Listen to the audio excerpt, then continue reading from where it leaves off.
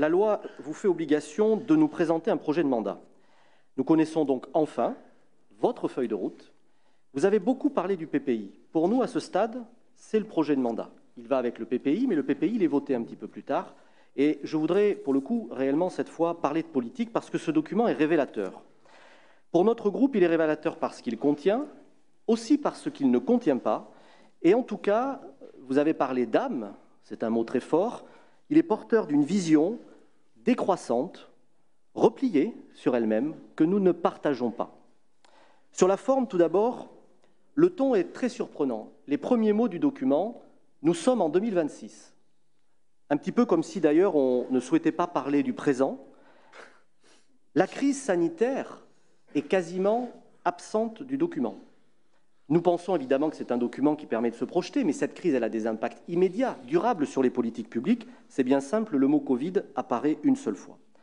Nous avons trouvé beaucoup d'approximations, de répétitions, d'incantations, et nous en avons entendu d'ailleurs un certain nombre, je ne vais pas les reprendre pour ne pas être trop long.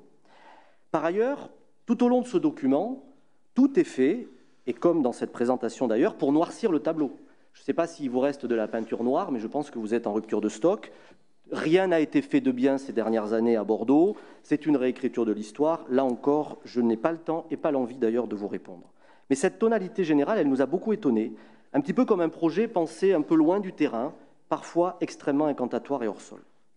Sur le fond, nous pouvons partager un certain nombre de vos projets, monsieur le maire, un certain nombre d'actions, le plan piéton, la rénovation des barrières et des boulevards, l'extension du stationnement résident, le schéma de vie du fleuve ou la priorité donnée aux piscines. Je pourrais allonger la liste. Il y a bien sûr des actions que nous voterons dans ce mandat parce que nous les soutenons. Mais comme je le disais, il est révélateur d'une vision de la ville que nous ne partageons pas. Et cela s'illustre de plusieurs manières.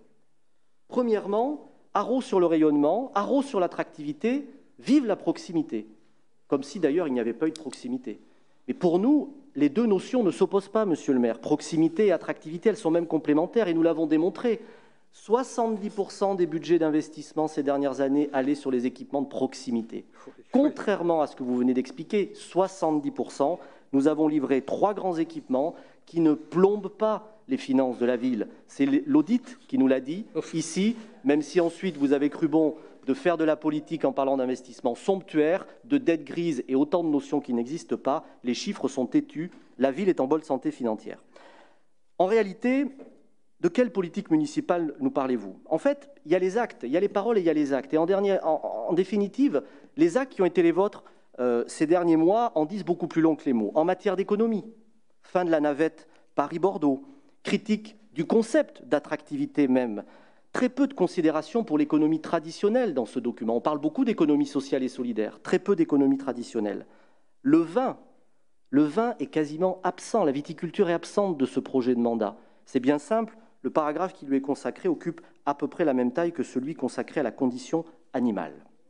En matière d'urbanisme, l'exemple et le contre-signal sur l'encadrement des loyers, qui est un dispositif qui ne marche pas, ou bien encore en matière de sport et de culture, le vote contre le soutien aux Girondins, le remerciement de Marc Minkowski à l'Opéra et enfin l'occupation récente du Grand Théâtre.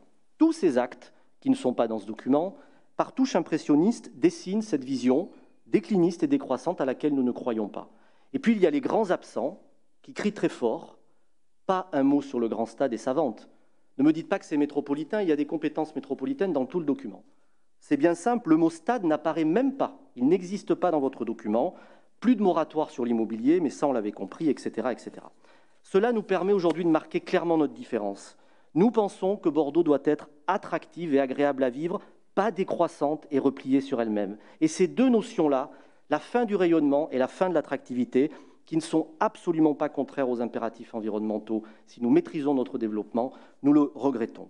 En vérité, monsieur le maire, en lisant ce document, 3 fois, nous avons ressenti un profond malaise.